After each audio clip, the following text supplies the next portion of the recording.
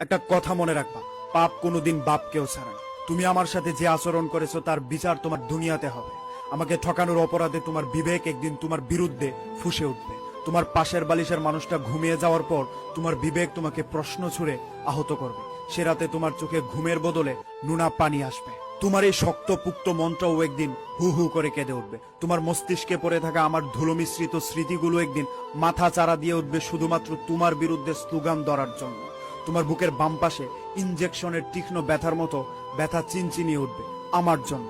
তুমি মনে রেখো, আমাকে ঠকিয়ে যাওয়ার অপরাধে তোমার বিবেক একদিন হলেও তোমার বিরুদ্ধে দাঁড়াবে, কারণ পাপ বাপকেও ছাড়ে না।